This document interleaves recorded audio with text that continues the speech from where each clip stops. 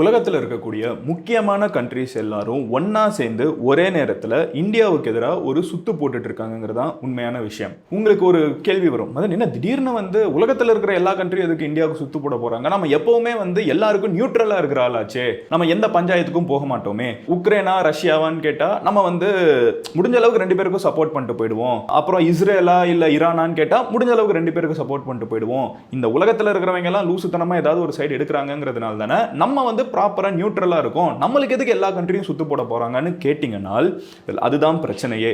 இப்போ நம்ம இவ்வளோ கிளியரா ஸ்டாண்ட் எடுத்து நியூட்ரலா இருப்போம்னு தெரிஞ்சதுனால ரெண்டு சைடு இருக்கிற கண்ட்ரிஸும் நம்மளை ஏதாவது ஒரு சைடு இழுக்கணுங்கிறதுக்காக ஒரு மிகப்பெரிய ஸ்கெட்ச் போட்டுட்டு இருக்காங்க.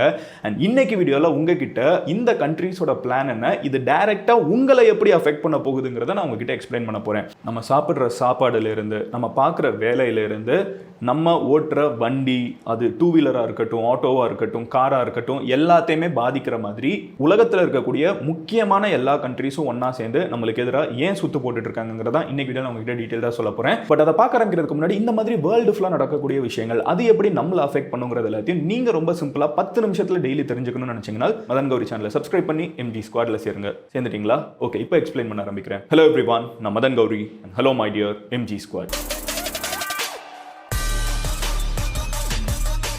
முதல் விஷயம் என்ன அப்படின்னு பார்த்தீங்கன்னா, மொத்தமாக எல்லா கண்ட்ரீஸும் சேர்ந்து ஒரு side US, Canada, France, Germany, இட்டாலின்னு எல்லா கண்ட்ரியும் நம்மளை அப்போஸ் பண்ணுறாங்க. அது என்னங்கிறத நான் அடுத்து சொல்கிறேன். ஃபர்ஸ்ட் நம்ம சைனா கிட்டேருந்து வர ஆரம்பிப்போம்.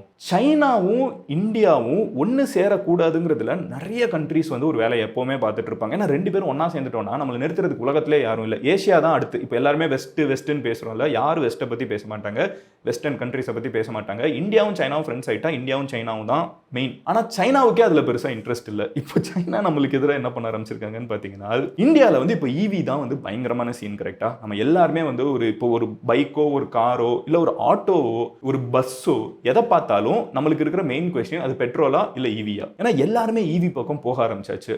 உலகமே EV பக்கம் போயிட்டு இருக்குது. நம்ம ஊர்ல டெஸ்லா இறங்குது. ஸோ எல்லாமே நடக்க ஆரம்பிச்சிருச்சு. கரெக்டா? ஆனால் அந்த EVயோட பேட்டரி இருக்குல்ல, EVக்கு மோஸ்ட் இம்பார்ட்டன்ட் திங் பேட்டரி தான். கரெக்டா? அதை வச்சு தான் ஓடுது, பெட்ரோல் டீசல் தான் கிடையாது. இந்த EV பேட்டரி குளோபல் லெவல்ல 70 to 80% சைனாங்கிற ஒரு கண்ட்ரி கிட்ட தான் வந்துட்டு இருக்குது. அண்ட் நம்மளுக்கு கிட்டே இருக்கிறதுனால நம்ம மெஜாரிட்டி அவங்க கிட்ட தான் இம்போர்ட் பண்ணிட்டு இருக்கோம். இப்போ சைனா என்ன பண்றாங்கன்னு பாத்தீங்கன்னா, நம்ம ஊர்லயே சில கம்பெனிஸ் இருக்காங்க, லைக் டாடா மோட்டார்ஸ் மாதிரி ஆட்கள்லாம் என்ன பண்றாங்கன்னா, நம்மளே பேட்டரியை டெவலப் பண்றோம், நான் ஏன் சைனா கிட்ட இருந்து வாங்கணும்? மஹிந்திரா சைனா கிட்ட இருக்கிற BYD பேட்டரியை வாங்கிடுறாங்க. ஆனா டாடா என்ன யோசிக்கிறாங்கன்னா, நான் ஏன் சைனால இருந்து வாங்கணும், நான் இந்தியாலே செய்யறேன் அப்படின்னு சொல்லிட்டு ஒரு வேலையை பாக்குறாங்க. ஆனா சைனாவுக்கு இது பிடிக்கல. ஏன்னா சைனாவை பொறுத்த அளவுக்கு கடைசி வரைக்கும் இந்தியா சைனா கிட்ட இருந்தானே வாங்கணும். அப்பனா தானே சைனாக்கு பிசினஸ். இப்போ சைனா என்ன பண்றாங்கன்னு பாத்தீங்கன்னா, இந்தியா ஒரு இண்டிபெண்டன்ட் EV ஈகோசிஸ்டம் உருவாக்கிடக்கூடாது. இண்டிபெண்டன்ட்டா இந்தியாவில் EV செய்ய ஆரம்பிச்சிட்டாங்க. இப்போ மஹிந்திரா கார், டாடா கார்லாம் செமையா இருக்குது. கரெக்டா? இந்த EV கார்லாம் இந்தியாவிலே பயங்கரமா செய்ய ஆரம்பிச்சிட்டாங்கன்னா வேர்ல்டு ஃபுல்லா சைனீஸ் கார், BYD, அப்புறம் Xiaomi இந்த மாதிரி காருக்கெல்லாம் இந்தியன் கார்ஸ் காம்படிஷனா போய் நிற்கும். அதை நிறுத்துற. ஏன்னா இப்போ குளோபல் லெவலில் சைனீஸ் கார் தான் வேர்ல்டுலேயே பிக்கெஸ்ட் பெஸ்டா இருக்குது. இந்தியா பயங்கரமான டஃப் கொடுக்க ஆரம்பிச்சிருக்காங்க. அது நம்ம ஊர்லயே நம்ம பார்க்க முடியுது. கம்மியான விலைக்கு நம்ம செய்ய முடியுது, அவங்களுக்கு டஃப் கொடுக்க முடியுது. ஆனா இதுக்கெல்லாம் கோர் பேட்டரி. அந்த பேட்டரியா நம்ம சைனா கிட்ட இருந்தா வாங்குறோம், மீதி எல்லாம் நம்ம ஊர்ல செஞ்சிடறோம். ஆனா நம்ம ஊர்ல இதை செய்யறத ஓரளவுக்கு கேப் பண்ணும், நிறுத்தி வைக்கணுங்கிறதுக்காக சைனா என்ன பண்றாங்கன்னா, அவங்க ஊருக்குள்ள நம்ம ஊருக்கு மொத்த பேட்டரி அனுப்புறதுல பிரச்சனை இல்லை. மஹிந்திரா மாதிரி மொத்த பேட்டரி நீங்க வாங்கிக்கலாம். ஆனா டாடா மாதிரி இந்தியாவிலே பேட்டரி செய்யறாங்கனால் அதுக்கு நம்ம அவங்க கிட்ட இருந்து தான் சில ரா மெட்டீரியல்ஸ் வாங்க வேண்டியது இருக்குது. இந்த ரா மெட்டீரியல்ஸ் எல்லாத்துக்குமே செக் பாயிண்ட் வைக்க ஆரம்பிச்சிருக்காங்க. நீங்க யாருக்கு எவ்வளவு அனுப்பலாம் அப்படிங்கறத நாங்க தான் அப்ரூவ் பண்ணுவோம். நீங்க இந்த ஒரு இப்போ ஒரு டாடாக்கு ஒரு சோ அண்ட் சோ ஆர்டர் வருது, அந்த ஆர்டரை வச்சு டாடா இந்தியாவிலே பெருசா பேட்டரிஸ் உருவாக்க முடியுங்கிற ஒரு ஆப்ஷன் இருந்துச்சுன்னா சைனா ப்ராபபிலி அதில் கை வைப்பாங்க. Because China does not want India to grow. China wants China to dominate the world. யார் இப்போ வேர்ல்டுலேயே நம்பர் 1 அப்படிங்கிறதுக்கு தான் காம்படிஷன். ஏன்னா சைனா அந்த இடத்துக்கு போகணும்னு பயங்கர ஒரு தலைகீழ குதிச்சுட்டு இருக்காங்க. கரெக்டா? US அதுல இருந்து கீழே மூவ் ஆகிட்டு இருக்காங்க. நம்ம விசிபிளா பார்க்க முடியுது. இன்னைக்கு US அவ்வளவு பெரிய பவர் கிடையாது. சைனா அப்படியே மேல வந்துகிட்டே இருக்காங்க.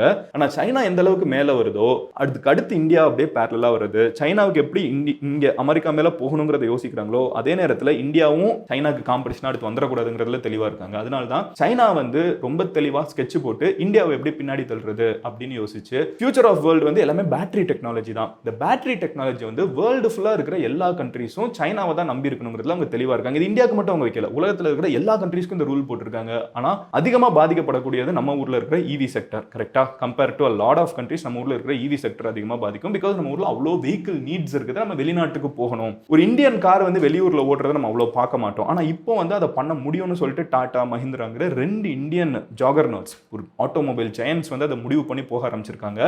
அதை எப்படியாவது தடுத்து நிறுத்தணுங்கிறதுக்காக தான் சைனா வந்து அந்த பேட்டரி டெக் எல்லாத்தையும், டெக்னாலஜி அவங்க கிட்ட இருக்குது, அந்த பேசிக் ரா மெட்டீரியல் அவங்க கிட்ட இருக்குது, டெக்னாலஜி நம்ம உருவாக்கிக்க முடியும், நம்ம கண்டுபிடிக்க முடியும், நம்ம இன்ஸ்பயர் ஆக நம்மளே உருவாக்கி என்ன வேணாலும் பண்ணலாம். ஆனால் அதுக்கான ரா மெட்டீரியலை வந்து அவங்க செக் பாயிண்ட் வைக்க ஆரம்பிச்சிருக்காங்க. இதுக்கு இந்தியா என்ன பண்ண போகுதுங்கிறத நம்ம பொறுத்து இருந்து பார்க்கணும். நம்மளும் இந்த ரா மெட்டீரியல்ஸை வந்து சைனா நம்பி இல்லைன்னா வியட்நாம் அந்த மாதிரி மற்ற கண்ட்ரீஸ் கிட்ட இருந்து வாங்கணும். So it's a long term game. நம்ம என்ன நடக்குதுங்கிறத வெயிட் பண்ணி பார்க்கணும். ஸோ இது வந்து நம்ம ஊர்ல பெருசாக வளர்ந்துடக்கூடாதுங்கிறதுக்காக, நம்ம ஊர் மட்டும் இல்லை, குளோபலாவே யாரும் வளர்ந்துடக்கூடாது, சைனா கிட்ட தான் எல்லாரும் டிபெண்டா இருக்கணும்னு நினைக்கிற சைனாவோட ஸ்கெட்ச். இந்த ஒரு போர்ஷனுக்கு ஒரு கொஸ்டின் இருக்குது. அடுத்த போர்ஷன் நேட்டோ வந்து நம்மளுக்கு இன்னும் பெரிய ஸ்கெட்ச் போட்டுட்டு இருக்காங்க. அதுக்குள்ள போகிறதுக்கு முன்னாடி இதுக்கு ஒரு கொஸ்டின் உங்ககிட்ட கேட்டுறேன். சைனா வந்து நினைச்சா இந்தியாவோட வளர்ச்சியை இன்னைக்கு இருக்கிற நிலைமைக்கு தடுத்து நிறுத்த முடியும்னு நினைக்கிறீங்களா? இப்படி சைனா வந்து நாங்க மட்டும் தான் எல்லாருக்கும் பேட்டரி கொடுப்போம்னு நினைக்கிறது வந்து எல்லாரும் சொந்தமா பேட்டரியை உருவாக்குறதுக்கு தள்ளுன்னு நான் நினைக்கிறேன். நீங்க நினைக்கிறீங்கன்னு சொல்லுங்க. அடுத்த விஷயம் என்ன அப்படின்னு பாத்தீங்கன்னா, ஏன்னா ரா மெட்டீரியல் அவங்க கிட்ட இருந்தாலும் நம்ம எல்லாருமே மற்ற கண்ட்ரீஸ்ல இருந்து எப்படி சோர்ஸ் பண்றதுங்கிற ஒரு வழியை பார்க்க ஆரம்பிச்சிரும். எனக்கு தெரிஞ்சு அதான் நடக்கும். But let's wait and see. China வந்து அப்பெல்லாம் பண்ண முடியாது, எங்க மேல தான் டிபெண்டா இருப்பீங்கிறதுல ரொம்ப தெளிவா இருக்காங்க. செகண்ட் என்ன அப்படின்னு பாத்தீங்கன்னா, இந்த யூரோப்ல இருக்கக்கூடிய முக்கியமான கண்ட்ரீஸ், யூஎஸ், அது அப்புறம் வந்து கனடா, இந்த நேட்டோ அமைப்பு இருக்குல்ல, அவங்க நம்ம கூட பஞ்சாயத்து பண்ணிட்டு இருக்காங்க. நேட்டோ அப்படிங்கிற அமைப்பு நம்ம எல்லாருக்குமே தெரியும். யூஎஸ்ல ஆரம்பிச்சு கனடால இருந்து ஜெர்மனி, பிரான்ஸ் அப்படின்னு சொல்லிட்டு உலகத்துல இருக்கக்கூடிய முக்கியமான எல்லா கண்ட்ரீஸும், அதாவது most of the western powers அப்படின்னு சொல்லுவோம்ல, வெள்ளக்கார கண்ட்ரி எல்லாமே வந்து இந்த நேட்டோ அப்படிங்கிற ஒரு அமைப்புல இருக்காங்க. இந்த அமைப்பு வந்து கொஞ்ச நாளுக்கு முன்னாடி தான், ஒரு 3 days முன்னாடி இருக்கிற வீடியோ நீங்க பாத்தீங்கன்னா உங்களுக்கே தெரிஞ்சிருக்கும். யூஎஸ் வந்து நம்ம கிட்ட சொன்னாங்க, நீ இன்னும் ரஷ்யாவோட ஃப்ரெண்ட்ஸா இருந்துகிட்டே இருந்தேன்னா உன் மேல நாங்க வந்து டாக்ஸ் போடுவோம், 500% போடுவோம், உன் நாட்டுல வேலை பார்க்கறவங்களோட வேலையை புடுங்குவோம், உன் நாட்டுல வேலை பார்க்கறவங்களோட வாழ்வாதாரத்தை நாங்க பயமுறுத்திடுவோம் அப்படின்னு சொல்லிட்டு ஒரு மிரட்டலை விட்டாங்க. அதை கண்டினியூ பண்ணி இப்போ நேட்டோ அப்படிங்கிற அமைப்பு யூரோப் ஃபுல்லாவே ஒன்னா சேர்ந்து பிளஸ் யூஎஸ் அப்புறம் வந்து இந்த கனடா எல்லாம் ஒன்னா சேர்ந்து நம்மளுக்கு அந்த மிரட்டலை மறுபடியும் கொடுத்துருக்காங்க. என்ன மேட்டர்னு பாத்தீங்கன்னா, இப்போ பிரச்சனை வந்து ரஷ்யாவுக்கும் உக்ரைனுக்கும் நடுவில் ஒரு இன்டர்நேஷனலா ஒரு போர் போயிட்டு இருக்கு. கரெக்டா பல வருஷமா போயிட்டு இருக்குது. இப்போ 2-3 வருஷம் ஆயிடுச்சு. இந்த போர்ல வந்து இந்தியா ரொம்ப தெளிவா எந்த சைடு எடுக்காம நடுவில் இருந்துட்டு இருந்தோம். நம்ம உக்ரைனுக்கும் வந்து உதவி கொடுப்போம், அதாவது அவங்க மேல குண்டு போட்டோம்னா அவங்களுக்கு மெடிக்கல் எய்டும் கொடுப்போம். அந்த நேரத்தில் வந்து ரஷ்யா கிட்ட இருந்து நம்ம ஆயிலையும் வாங்கிக்கிட்டே இருந்தோம். ஏன்னா நம்ம நாட்டில் வந்து மிகப்பெரிய பெட்ரோல் டீசல் தேவை இருக்குது. உலகத்திலே அதிகமான பாப்புலேஷன், அவ்வளோ 2 வீலர் நம்ம ரோட்ல போகுது. நம்மளுக்கு கம்மியான விலைக்கு யார் கொடுப்பாங்களோ அவங்க கிட்ட வாங்குவது ரஷ்யா கொடுக்குறப்ப சந்தோஷமா வாங்குவேன். ஏன்னா நம்ம ஃப்ரெண்டு இன்னைக்கு நேத்திக்குள்ள முதல்ல இருந்தேன். இதை பத்தி நான் ஆல்ரெடி அந்த வீடியோல சொல்லியிருந்தேன். இப்போ என்ன ஆயிடுச்சுன்னு பாத்தீங்கன்னா, யூஎஸ் வந்து சொன்னாங்க, ஏன்னா யூஎஸ் வந்து டைரக்டா ரஷ்யா மேல கை வைக்க பயப்படுறாங்க. யூஎஸ் மட்டும் இல்லங்க, மொத்த நேட்டோவுமே, அதாவது ரஷ்யாங்கிற ஒரு கண்ட்ரி மேல Germany, France, Italy, Canada, America, Hungary, நீங்க அப்படி எல்லா கண்ட்ரியும் சேர்த்துக்கோங்க. உலகத்துல இருக்க யூகே எல்லாத்தையும் ஒன்னா சேர்த்தீங்கன்னா கூட எல்லா கண்ட்ரியும் ஒன்னா சேர்ந்து ரஷ்யா மேல கை வைக்க பயப்படுறாங்க. ஏன்னா ரஷ்யா கிட்ட தான் உலகத்திலே அதிகமான அணு ஆயுதம் இருக்குது. ரஷ்யா மேல இவங்க கை வச்சாங்கன்னா பதிலுக்கு ரஷ்யா இவங்க மேல கை வச்சுச்சுன்னா இந்த அத்தனை கண்ட்ரீஸையும் காலி பண்ற பவர் ரஷ்யா கிட்ட இருக்குது. ரஷ்யாங்கிற ஒரு கண்ட்ரி கிட்ட இருக்குது. அதனால இவங்க ரஷ்யா மேல கை வைக்க மாட்டாங்க. ஆனா இந்த போரை நிறுத்தணுமே, ரஷ்யா உக்ரைன் இவங்களோட ஃப்ரெண்ட், இந்த நேட்டோவோட ஃப்ரெண்டான உக்ரைனை போட்டு அடி அடி நடிச்சிட்டு இருக்காங்களே. இப்போ ரஷ்யாவை நம்ம டைரக்டா அடிக்க முடியாது, அடிச்சா பதில் கடிச்சிருவோம். அப்ப நம்ம அது பண்ண முடியும். ஈரான்னா நம்ம இந்த ஈஸியா குண்டை போட்டுருவோம். ரஷ்யா மாதிரி ஒரு ஸ்ட்ராங்கான ஒரு ஆள் கிட்ட அதையும் பண்ண மாட்டோம். அப்ப என்ன பண்ணலாம் அப்படின்னு யோசிச்சுட்டவங்க என்ன யோசிக்கிறாங்கன்னா, ரஷ்யா ஏன் இந்த போரை இத்தனை வருஷமா நடத்துறாங்க? எப்படி ஒரு போரை இவ்வளவு வருஷமா நடத்த முடியுது? ஏன்னா ரஷ்யாவோட பேங்க் பேலன்ஸ் இருந்துகிட்டே இருக்குது. வீட்டுல வந்து காசு இருந்தா தானே வெளியே போய் சண்டை போட முடியும். அப்ப வீட்டுல இருக்கிற காசை வந்து கை வைப்போம் அப்படின்னு சொல்லி முடிவு பண்ணிட்டு அவங்க யோசிச்ச இன்டெலிஜென்ட் பிளான் தான். அவங்க வீட்டுக்கு காசு கொடுக்கறது யாரு? ரஷ்யாவுக்கு பிசினஸ் கொடுக்கறது யாரு? ஏன்னா இவங்க எல்லாம் கொடுக்கறது நிறுத்திட்டாங்க. மெஜாரிட்டி யாரு ரஷ்யாவுக்கு பிசினஸ் கொடுக்குறாங்கன்னு பாத்தீங்கன்னா, சைனா, இந்தியா அப்படிங்கிற இந்த 2 கண்ட்ரீஸ் தான். சைனாவை வந்து நம்ம பிளாக்மெயில் பண்ண முடியாது. சைனா சும்மாவே போடா அப்படின்ட்டு போயிடுவான். ஆனா இந்தியா வந்து அவங்களுடைய ஃப்ரெண்ட்ஸா இருக்கு. நம்ம நியூட்ரல்ல சைடு எடுக்கல. இப்போ இந்தியாவை வந்து பிளாக்மெயில் பண்ணலாம்னு சொல்லிட்டு தான் நீ ரஷ்யாவோட ஃப்ரெண்ட்ஸா இருக்கிறத நிறுத்து, ரஷ்யா கிட்ட இருந்து வாங்குற ஆயில நிறுத்து, ரஷ்யா கூட பேசுறத நிறுத்து, இதெல்லாம் நீ நிறுத்தினா தான் நான் உன்னைய காப்பாத்துவேன்.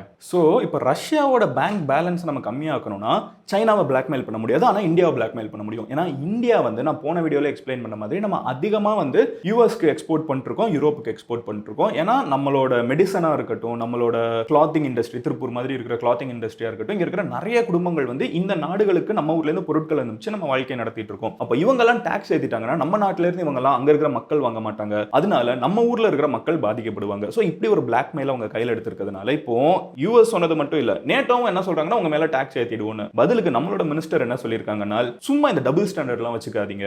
ஏன்னா யூரோப்ல இருக்கிற நிறைய கண்ட்ரீஸே ரஷ்யா கிட்ட இந்த நேச்சுரல் கேஸ் வாங்கிட்டு இருக்கீங்க, அவங்களே அவங்களோட தேவைக்கு வாங்கிக்கிறாங்க, ஆனா நம்ம வாங்கக்கூடாதான். ஸோ இது வந்து டபுள் ஸ்டாண்டர்டு, இதுக்காகலாம் நாங்கள் பயப்பட மாட்டோம். அமெரிக்கா இதை சொன்னப்ப நம்ம பெருசாக ரியாக்ட் பண்ணல, ஆனால் யூரோப் அதுக்குன்னு சுற்றி இருக்கிறவங்களாம் நம்ம கூட பஞ்சாயத்துக்கு வரக்கூடாது இல்லை. இந்தியா வந்து பதிலுக்கு பதில் கொடுத்துருச்சு. நம்ம வந்து அமெரிக்கா கிட்ட பேரம் பேசலாம், ஆனால் யூரோப் கிட்ட நம்ம பேரம் பேசணுங்கிற அவசியம்லாம் கிடையாது. நம்ம பதிலுக்கு ஸ்ட்ராங்காக பேச முடியும், ஏன்னா இன்டர்நேஷனல் சிச்சுவேஷன் அப்படி. நம்ம பதிலுக்கு வந்து அவங்க கிட்ட என்ன சொல்லிட்டாங்க, இந்த இதுக்கெல்லாம் நாங்கள் பயப்பட மாட்டோம், டபுள் ஸ்டாண்டர்ட், நீ என்ன பண்றது சரியா, நீ ஒழுங்கா இருக்கியா, உன் கேங்லேயே எத்தனை பேர் இன்னும் ரஷ்யா கூட டச்சில் இருக்காங்க, அவங்களெல்லாம் விட்டுட்டு எங்க கிட்ட வந்து கேட்கறது எந்த விதத்தில் நியாயம்? எங்களுக்கு எங்க ஃப்ரெண்டு கம்மியான விலைக்கு பெட்ரோல் கொடுக்குறான், நான் வாங்கிக்கிறேன், இதுக்கெல்லாம் என்கிட்ட பஞ்சாயத்து பண்ண முடியாதுங்கிறத ரொம்ப தெளிவாக சொல்லிட்டாங்க. அண்ட் ஓவரால் நீங்க என்ன நினைக்கிறீங்க? இந்த நூற்றாண்டு இந்தியாவோடதுங்கிறத நான் ரொம்ப ஸ்ட்ராங்காக மனசளவில் நம்புறேன். அது ஆனால் யார்கிட்ட இருக்குன்னு பார்த்தீங்கன்னா உங்ககிட்ட, என்கிட்ட தான் இருக்குது. நம்ம இந்தியாவை எப்படி வேர்ல்டு லெவலில் ப்ரொஜெக்ட் பண்ணுறோம், வெளிநாட்டுக்கு போகிறப்ப நம்ம இந்தியாவை எப்படி ப்ரொஜெக்ட் பண்ணுறோம், நம்ம ஊரில் இருக்கிற பொருட்கள் எவ்வளோ இந்தியா வெளிநாடுகளுக்கு நம்ம அனுப்பிச்சு அதன் மூலியமாக சம்பாதிக்கிறோம், இந்தியாவோட பிராண்டை வேர்ல்டு லெவலில் எப்படி மாற்றுறோம், ப்ராக்ரஸ் எப்படி மாற்றுறோங்கிறதுல எல்லாத்துலேயும் தான் அது இருக்குது.